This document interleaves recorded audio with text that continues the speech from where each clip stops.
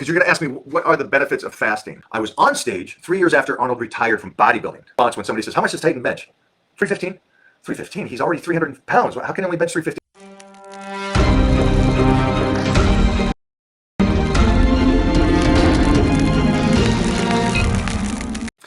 How often should you train chest because it's weaker? That's a great question.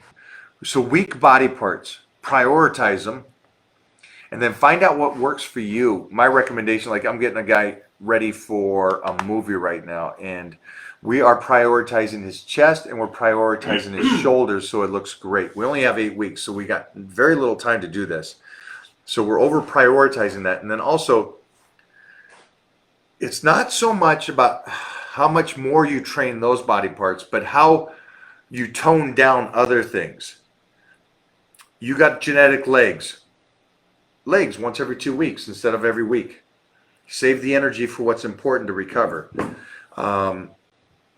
So those are the kind of the things you guys got to take into consideration now that we are getting to the level of being that 1%, difference between the greatest and the next one. So this is little tricks again, man. I love your questions. You guys are killing it today. And again, I started competing in 1983. I was in the magazines with the greatest in 1987.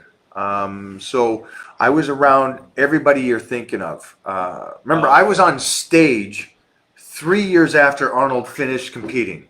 Let me say that again. I was on stage 3 years after Arnold retired from bodybuilding.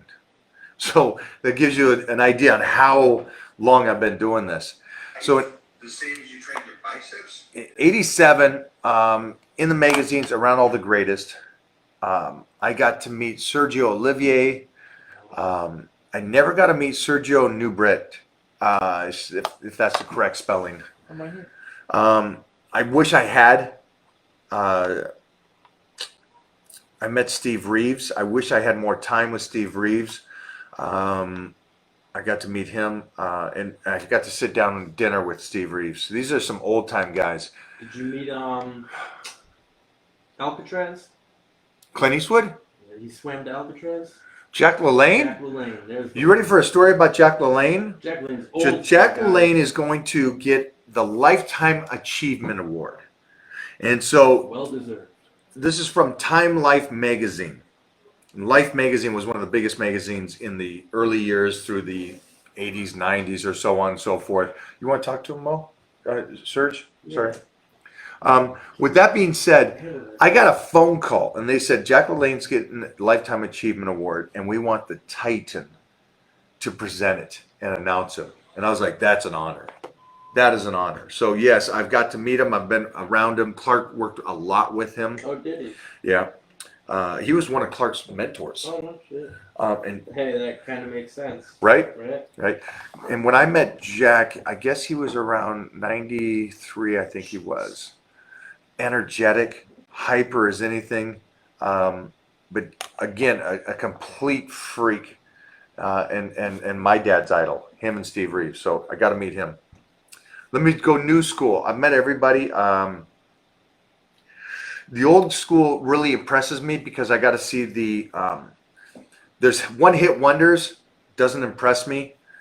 It's the guys that are relevant for a long period of time and transform into new and new things. So that's the great thing about it. Great question, though. I got to be training partners with Tom Plaz, Lou Ferrigno, Robbie Robinson, and so many others. Especially during the late 80s, early 90s, the greatest in the world.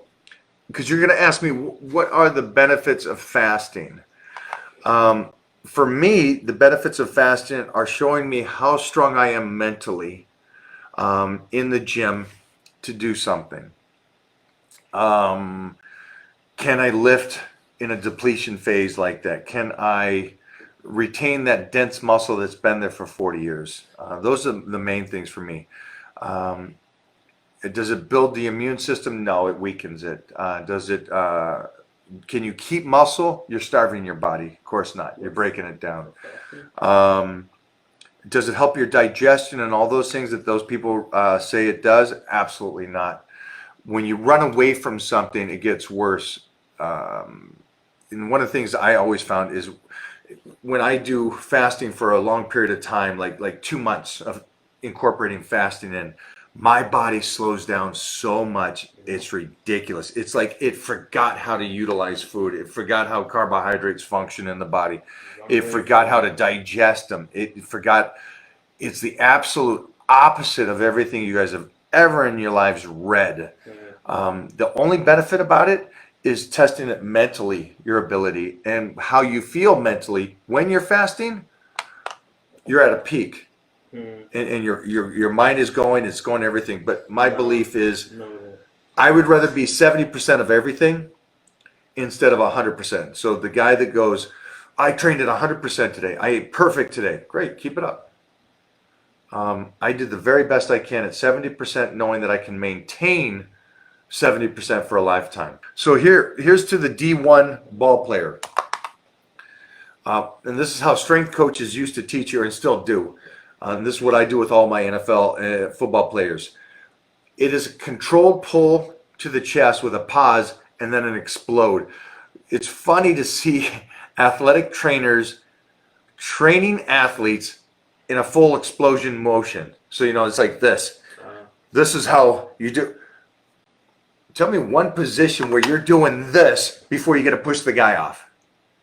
It's one shot. It's coming from a dead stop. So if I'm a football player, I'm doing more Hatfield squats.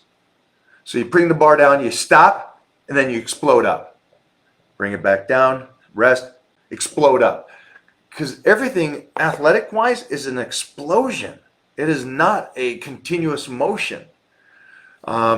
Same thing for wrestling. Wrestling, you're moving around, explode it into the single leg takedown.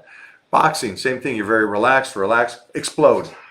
So all those kind of things for a D1, slow down. And you'll see how I train Titan when he comes of age to where I can train him like this.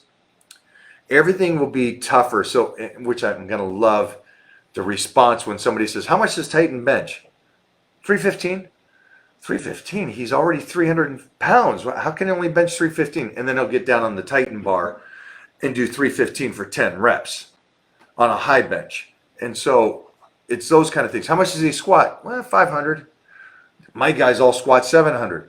And then we'll put that 500 on a bottom rack in the below state of a legal squat and have them just lift it out. Watch the difference on that.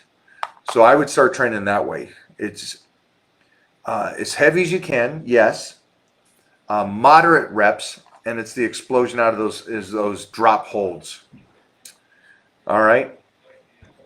Clean and jerks too. Incorporate the clean and jerks, or not so much the clean and jerks. Sorry, the cleans. And I wouldn't do not do this. Do not do an Olympic lifting clean.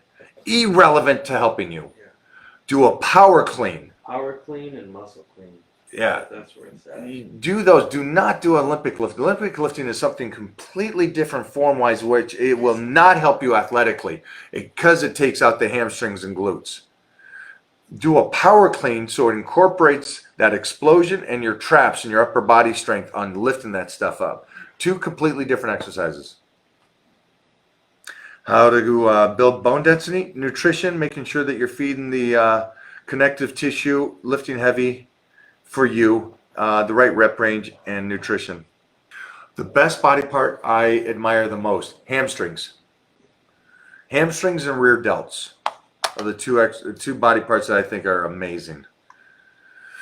You can go into any gym, you'll see every single guy have quads. Maybe one in the gym has hamstrings. So when we get the new short. Boom! See you guys. I don't know. Now you're blocked.